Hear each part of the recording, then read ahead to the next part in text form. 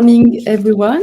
It is a great pleasure today to have our speaker Guido Mula. Guido from the Università degli Studi di Cagliari, with this mix of a French and English accent. So it's a real pleasure today to have you, Guido. Guido Mula is a full-time experimental physics researcher at the University degli Studi di Cagliari. He works on the properties of porous silicon-based structures, often filled with organic or inorganic materials, which include erbium, nickel, melamines, polyaniline, and other materials. His research interests also span from a wide range, from biosensor to photovoltaic devices, and from catalysis to optical properties. Guido is also particularly interested in the understanding and the factors influencing the fabrication processes of porous silicon. In particular, in this innovative electrochemical nanolithographic process he has patented, and which allows the fabrication of ordered nano-sized indentation on semiconductor surfaces. So Guido has also expertise in fabrication and characterization on nanostructured 3, 5, and 2,6 and silicon-based semiconductors for various technological applications, which include telecommunication, light generation, and photovoltaics. He's co-author of more than 80 scientific peer-reviewed publications in international journals and inventor of 2 patents on semiconductor technology mainly. And today, Guido will be talking about silicon substrate inhomogeneities and their effect on porous formation. So please, Guido, it's your time. Thank you, Fred. Thank you, the organizer, for the opportunity to give this talk. What I would like to do today is discuss this topic of the substrates inhomogeneities that is somehow in the shadow of our main interest usually, but I think it's still really relevant for even for the quality of our results. So I will give you some motivation. I will describe you quickly what are the main fabrication processes of the silicon wafers and the challenges that are involved, and we'll show how deep can these differences between wafers that are nominally identical can go when you try to fabricate your own devices. And I will show you the method Fred just cited about electrochemical nanolithography to show how this method can be used also to test the quality of the wafers and how far can the system go if the wafers are of good quality. And then I will conclude. So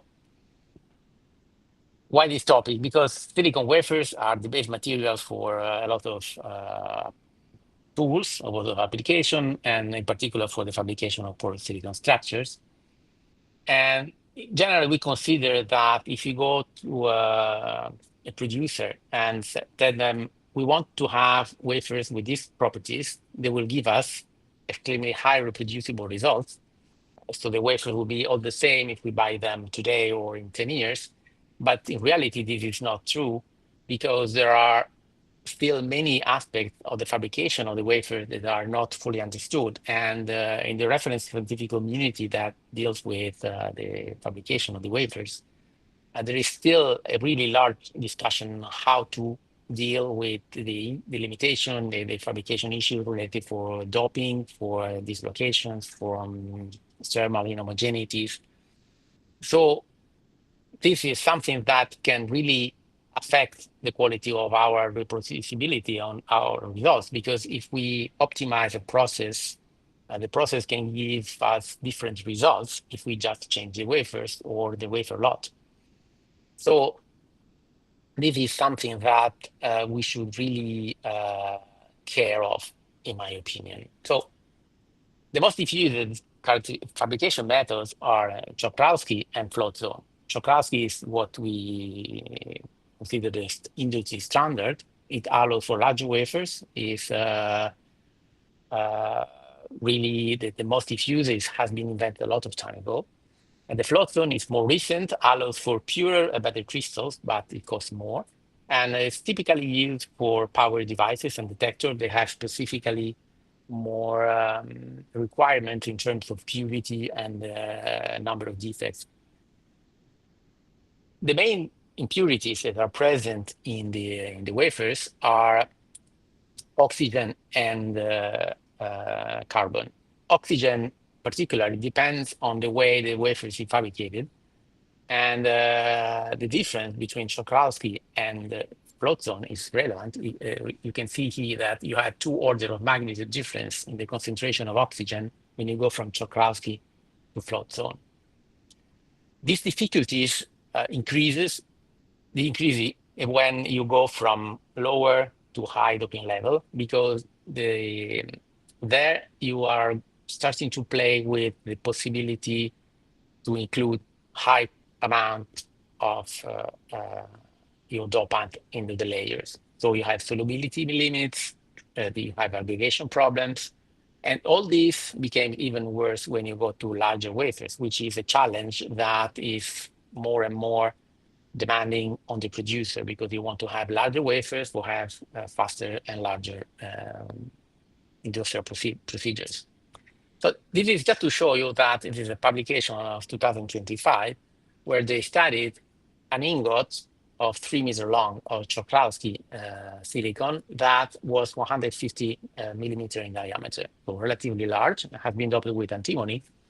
And you can see here in the left graph that the resistivity, which is directly related to the presence of antimony in a radial direction, is different from one point to the other of the ingot. You can see these points here are the points that are on different regions of the whole ingot, from the end, this set, or the beginning R1.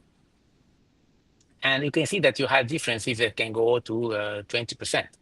So these are single wafers. So the difference is really high. And if you go to the oxygen content, that is related also to thermal donors, you can see that here also you have inhomogeneities within the wafer and within your ingot. So what are the reasons that give you all these difficulties?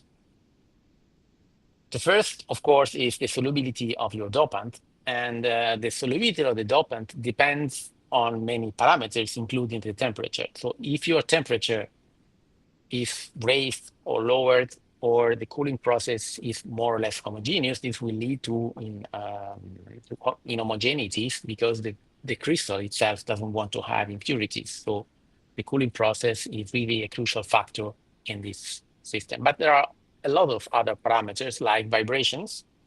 If you want to make these huge ingots, then even small vibrations like earthquakes or vibration in your building that are imperceptible maybe to you, but the system, you have this ingot that is pulled up and it starts to vibrate slightly, this will induce defects in the ingot. So this is a particular critical factor. The regularity of the speed to which you pull your crystal from the melt, or the pulling speed, or the rotation of the crucible, the rotation of your ingot, all these parameters have to be extremely regular and controlled. And the parameters depend on the doping level, on the diameter of your rod. And these also at the same time will affect the temperature gradients, because you want to have a system that is as regular as possible. And the gradient will determine how fast your system will stabilize from the center on the, say, the axis of the cylinder toward the border. And this is the reason why you have a circular irregularities on the sample. But another parameter which is really important is the melt flow, because we are dealing with melt. In particular with Czochralski, you have a huge container where you put your molten silicon, and you are going to very high temperatures, about 1,500 degrees Celsius.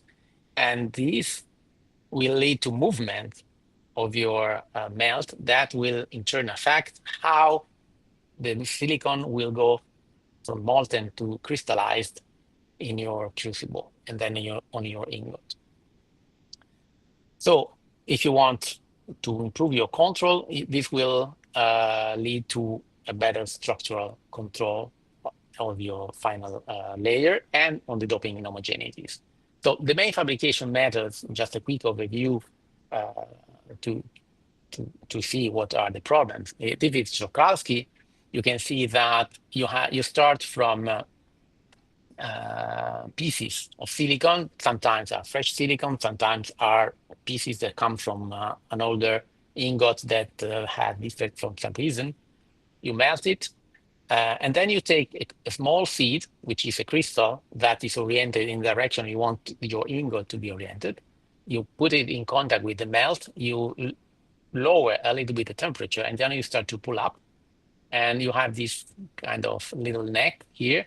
And then you start to enlarge the structure. So to have the ingot size you want, you pull up and you cool down. And all these processes are crucial because the way you put your crystal depends on the speed, on the rotation that you start to have, depend on the temperature. Then you have to lower the temperature, and you are lowering the temperature on a large container, so it's not trivial. The speed will control the cone aperture, and the same time, the same thing here.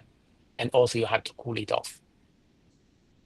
The problem is that all these things are done in a crucible that is quartz, and this will lead to an increase of the oxygen content because this silicon oxide that is quartz will dissolve slowly in your melt, and then the oxygen content in part will be gas, but in other part will be just within your melt. And this is the reason why I showed you before, you had 2 orders of magnitude difference between Czochralski and float zone that doesn't have this problem. So the advantages of Czochralski is that it's more cost effective than the other method. It allows for higher throughput because it's more diffuse, so people know better how to do it. It's more flexible in terms of the choice of dopants and the choice of dopant level, and is widespread, so everybody knows about it. The cons are the fact it's lower purity, and also the number of defects is higher with respect to float zone method. And this can be really hindering your top quality application if you talk about detectors, for instance. The float zone is different, it's more recent, and you can see that instead of having the seed on the top, it has the seed on the bottom. So it's a completely different process. The system is fed by a rod on the top. It can be multicrystalline with pure silicon. And in this region, the silicon is heated up by radio frequency, and you have a gas flow that can contain the doping. For instance, you can have phosphine or similar arsine that are gases that will be incorporated within your melt to dope the substrate. And then the doping is, the crystallization is done on the bottom. And you can see that in this case, there is no crucible contact from the melt. So this means that you have much less the problem of oxygen content coming from the crucible, which in this case is not present.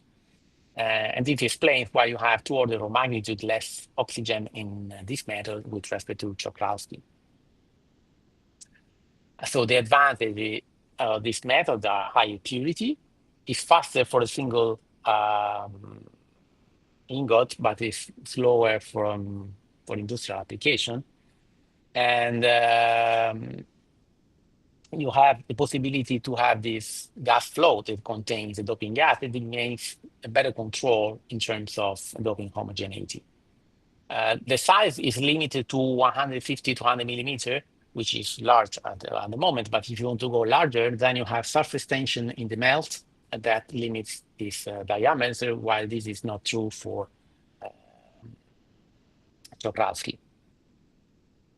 Just to see that the problem are still present, this is a paper from 2012 where they studied the ring defects. I told you before that the defects are circular because the system is rotating and everything is radial. And This is a study on the efficiency of the solar cell with respect to the strength of the spring defect, meaning that the more they are visible, the more your system doesn't work. And in 2024, last year, you still see in another study that was related to the sewing method, still this spring. And you can see that the sewing method, so the way you prepare the wafers from your ingot is still affecting a lot your wafer. So even after tens of years, 50 years, 60 years of fabrication of these systems, you still have trouble on how to cut. Uh, if you go further, there are still studies on how to change the doping level. These are low doping level, 10 to the 15, but you still have inhomogeneities along your wafer, and it's still 2024. So just to show you that the topic is still quite hot in terms of how to solve problems. So do people invent some method to improve? Yes, there are. I will show you just two things. One is the melt flow by magnetic field, or sometimes they try to use it gravity, because the gravity will affect how the melt flows. At the same time, magnetic field can do the same. And people have studied different geometries. You can have moving magnetic field, you can have homogeneous magnetic fields or strange shapes, uh, or time varying magnetic field. The idea is that this will affect how the melt moves, and uh, this will affect how the crystal is formed. Keep in mind that in Czochralski, the flow for large wafers can even be turbulent, so you have really not a good control. Does this work? Well, yes. This is another paper. You see that if you have no magnetic field, you can see the stripes here. This is a small size, okay? You can see the stripes. In optimal conditions, you have much less visible defects, but if you overdo with your magnetic field, you have very harsh stripes. So surely the magnetic field can improve, but this is not sufficient. I will show you the results on wafers that are produced using magnetic field, but it didn't work to obtain higher reproducibility. Another technique is the phosphorus doping by neutron transmutation. So the idea is that you put your whole ingot through a reactor, and the neutron will go to the silicon 30 isotope, which will become silicon 31, which is unstable. And what happens is that by emission of beta radiation, the silicon 31 will transmute in phosphorus 31, which is stable. So you have a doping which is significantly more homogeneous and is done without any implantation or defect reducing technique. You just change some silicon which is inside your structure to phosphor. Of course, this system is much more expensive and extremely time consuming with respect to the fabrication of this ingot with already the doping to the good level, your target doping level. The system works well. You can see here macroporous silicon obtained from a float zone silicon wafer. And you can see the rings, which are very well visible. We often observe these things in wafer. And if you use the neutron transmutation doping, then the wafer is more homogeneous. I do not see these rings that come from the crystallization of your ingot. And there are reports that show that even for 1 micron diameter pores, which are relatively large, even in this case, the fluctuation in the pore size can be reduced by 40%, which is a huge amount, especially if you want to have very reproducible results for your system. So how far you can go with the difference between one wafer and another one? Meaning, if you say that similar parameters will give you similar wafers. Is this true, or the difference can be so large that your results can be hardly impacted in a hard way?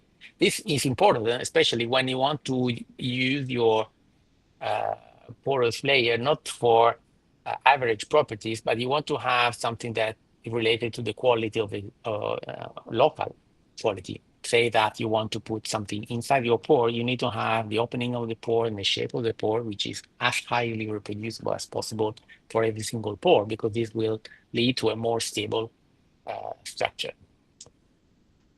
So we saw that the dopant inhomogeneity depend on the wafer size and the dopant concentration. And because at the high doping content, you start to have aggregation. So there will be local inhomogeneities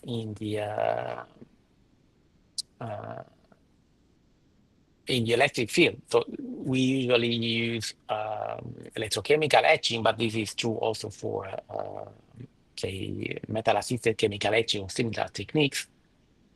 So your system is affected by these clusters that are difficult to see. We try to see these homogeneities even using SIMS, which is secondary iron mass spectroscopy, which is extremely sensitive to the variation of in content of every single species. It can go up to 1 parts per trillion.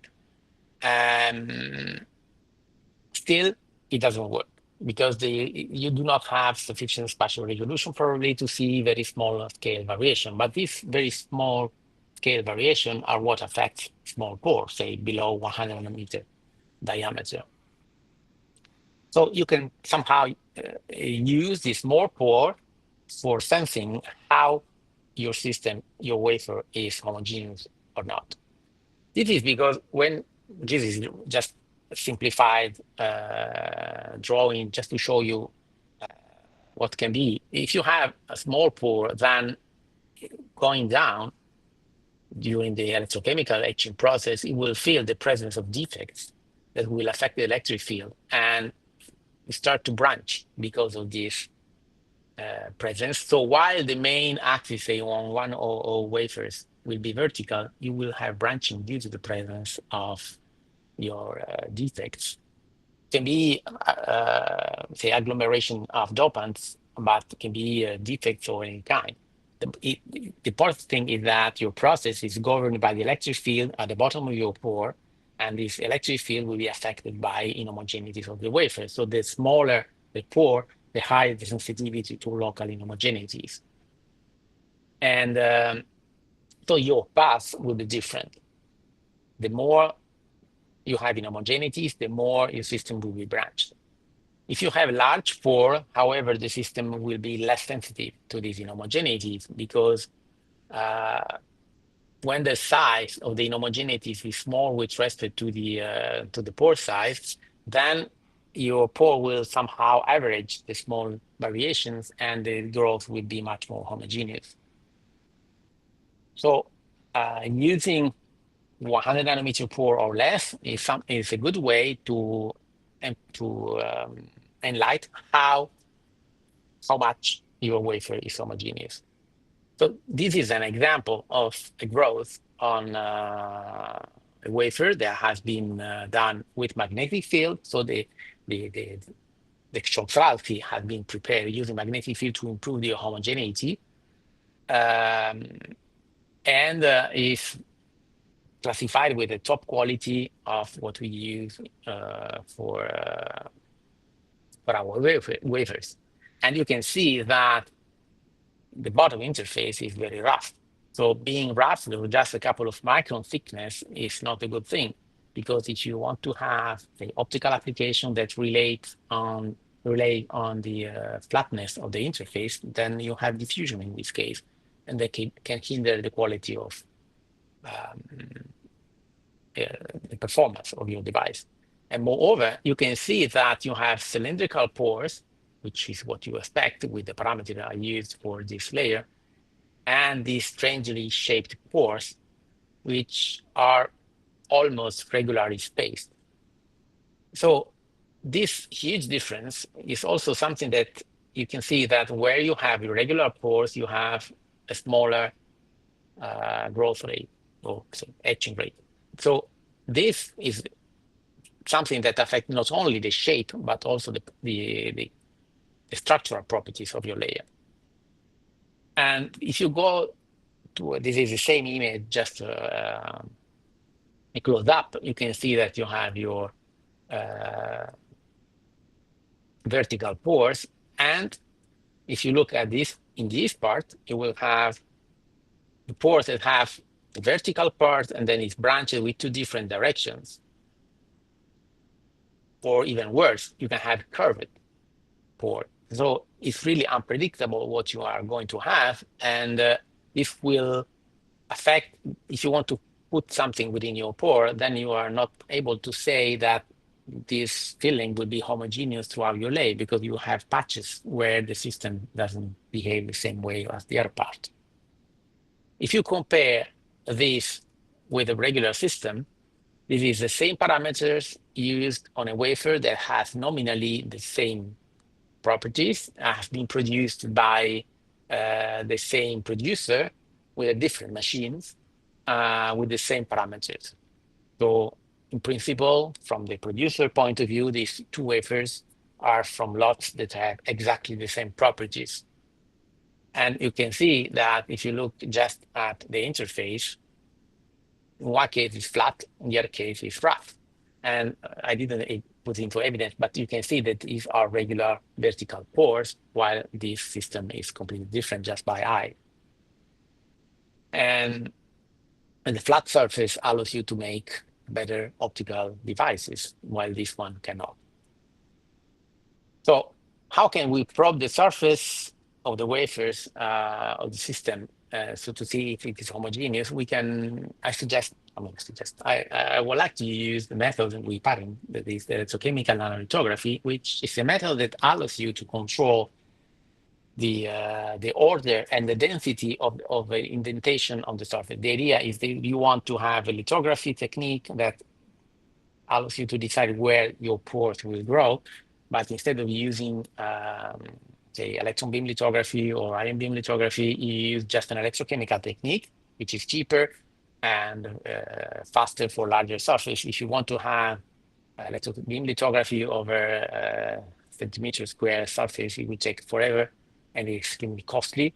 In this case, you pay the price of having less control with respect to the high quality, extremely high quality of electron beam lithography, but you have very quick processes in a very large surface. So the idea is that you have a double layer, which is produced by two different pore size, one after the other, and then you will etch up this double layer chemically so that you will leave on the surface the bottom of your pore. So to have this indentation that will locally modify the electric field as you do in standard lithography, and then you can go up and use your parameters to produce your porous layer, where the indentation will be just where you have, the indentation will be just where your pore will start. So let's have a look of a sample that has been produced using this technique on a defective layer. It looks relatively fine, maybe at first sight, but if you look closely, you can see that there are a lot of regions where the pores are not present or completely different. This is because the defect we saw before in the cross section are also affecting the whole process of the electrochemical nanolithography, meaning that the system will not be able to produce regular indentation on the surface. If you compare this to a regular substrate with high quality, nominally identical, this is the result. You can see the pores are aligned. Here they are not. You do not see any strange area without pores. So everything is significantly better. How can you appreciate the difference in a more mathematical way, not just by eyes? Is use image analysis. So you can identify the pore position in an SCM image, and then you produce threshold images where you will use these positions to to see if there is any order or pore size. You can even have a size histogram, which has a value that okay slightly depend on how you threshold your image, but still are very reliable because if you are careful enough, you are also very reproducible on your pore size distribution here on many samples. And then you make an FFT, so a fast Fourier transform of this image. This is important because in this way you can see these circles. These circles are related to this reproducibility of the average distance between each pore. So the more you have circles, the more your system is regular in the distance between pores, so meaning that the more your system is ordered.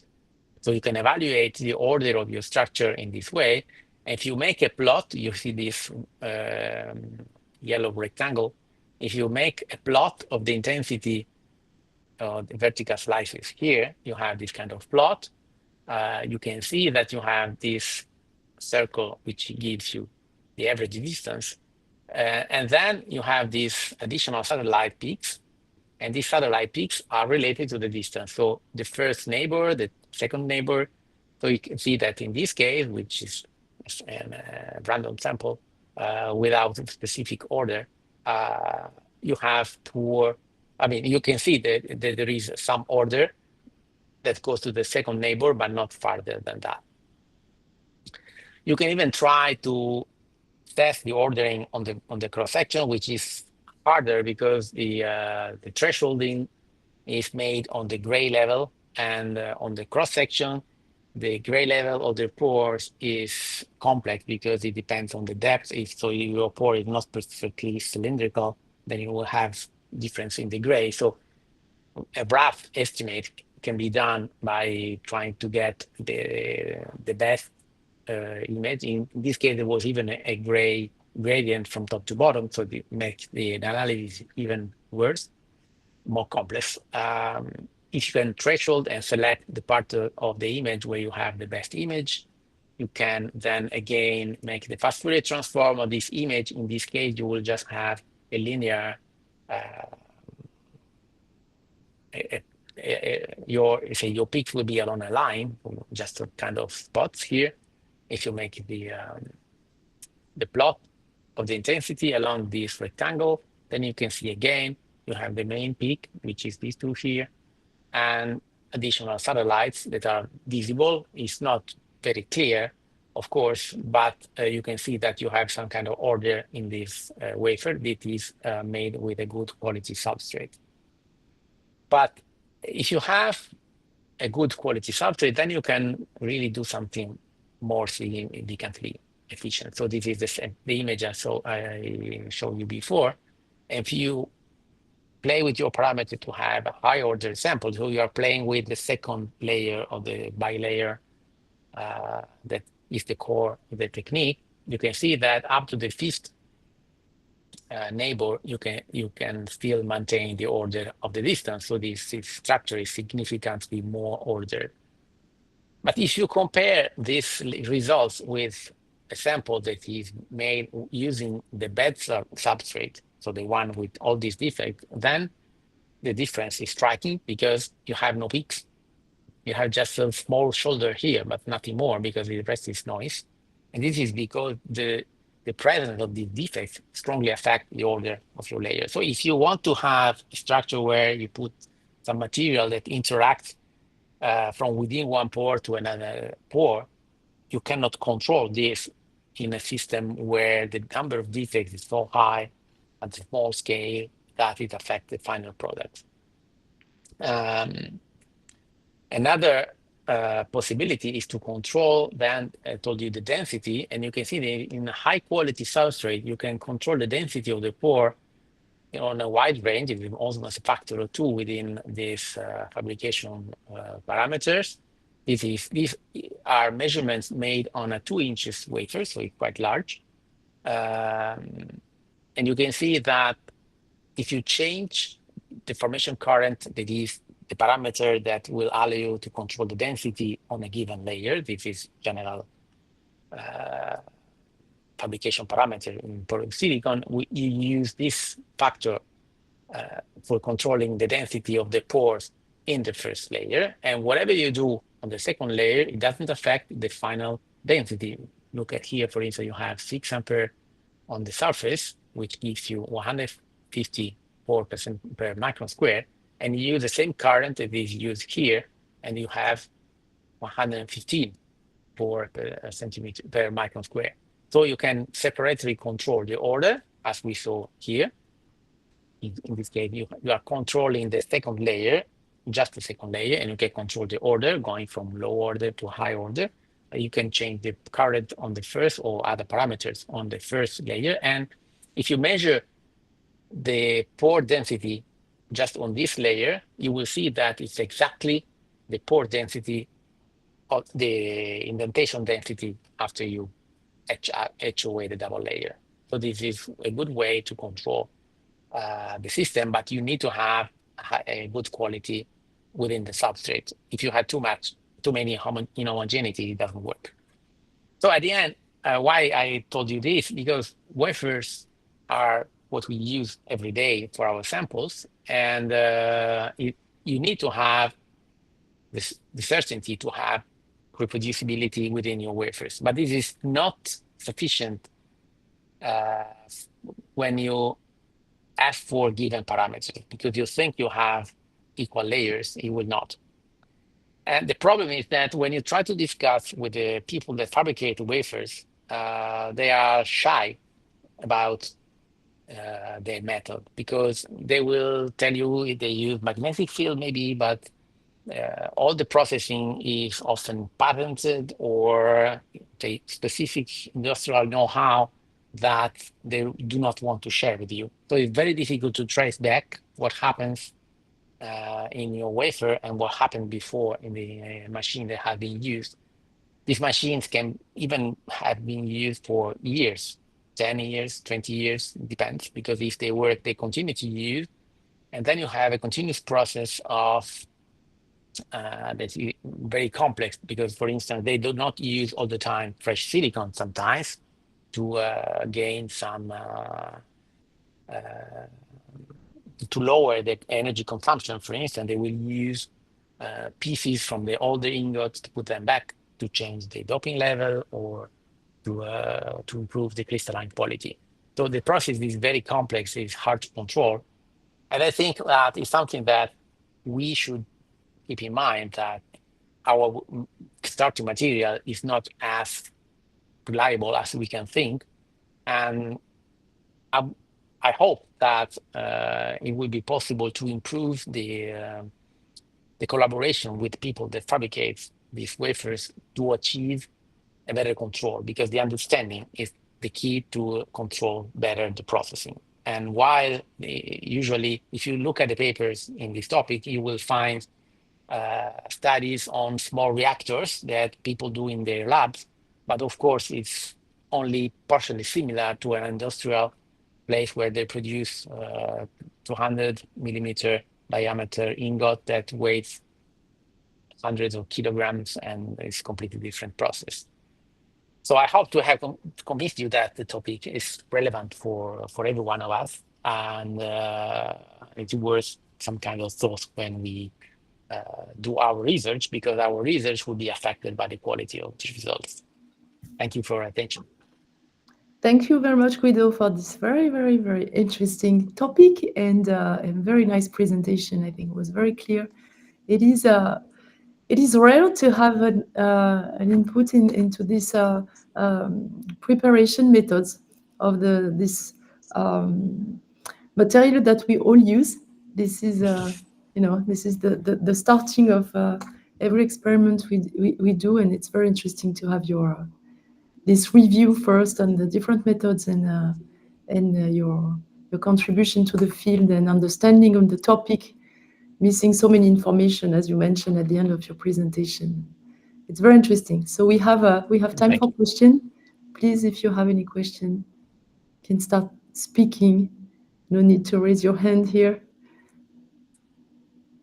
Any question? I have a oh yes. Okay. Excuse me.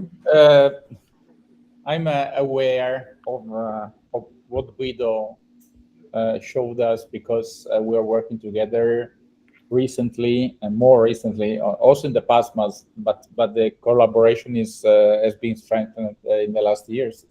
And I know with this, I've used some suggestions dealing with the providers of silicon wafers, because my feeling is that with the evolution of the electronics, there are a number of application wafers for example, for solar that doesn't require too much control and for example, for nanoelectronics, in which any single impurity is it can be really detrimental or important for the final device. So have you some tips to give us to buy wafers? Uh, First, let me say that in reality, the solar cell are the worst for the point of view of defects because they are more sensitive because you will use the bulk of your wafer much more than what is used in electronics, where they use mainly as a base and a conducting material. Um, Roughly, huh? I mean, simplifying, but I work with a producer of wafers on a tight, say almost everyday discussion the last year because I was trying to improve my processing and all these defects were really painful. And even he wasn't able to really access the growing parameter of crystal growers because the system is really complex. They come from China sometimes or Asia in general. They are delivered to some other place where they cut the wafers. Sometimes you have Italian producer or German producer, but they do different thing. And it's really, it took me, I'd say, 9 months probably to have some information about the fact that different lots came from different uh, machines because one machine was old, the other machine was new. You never know this thing when you just discuss. So I think that I try to involve this person more. And in fact, he faced two different approaches from the producer. One was that they were not really interested because they said that who cares because the porous silicon is small. But then when they start to realize that homogeneities affect also, say, solar cells, then it start to be different because solar cells are much more market friendly, say that, than just porous silicon. And so they were more likely, say, available for sharing information, but still with this huge block that comes from industrial secrets. So you really had to gain their trust to start working with them. I'm working with this guy again, and he was happy to the idea, but even it's slow in going on. So the best advice is to ask for, say, one wafer. You test your wafer. Uh, if you cannot really discuss long time before buying anything, check. Buy one wafer, check. It will cost you a little bit more, but you avoid to buy 200 wafers and then discover that all of them are unusable. It's really, really difficult because the word is you do never buy from the producer. You always buy from someone else. Yeah, sure. And the interface is really complex. Wow, Thank that's you. that's very interesting.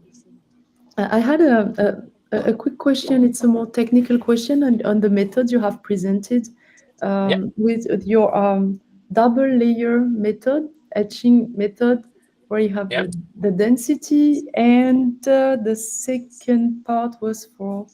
The order of the layer. Yeah, the idea is that with this top layer, is you control the density by the just simple standard electrochemical factor. We know that given the, say, the acid concentration, you increase the current, you lower the number of pores.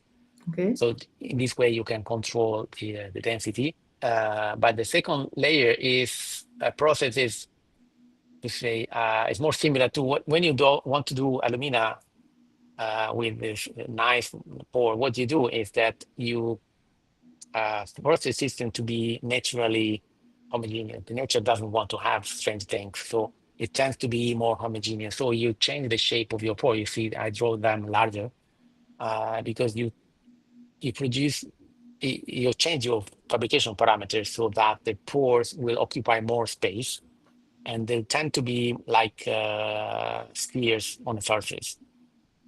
Okay. So they will organize themselves much better, and the way they organize themselves depend on the fabrication parameters of this second layer.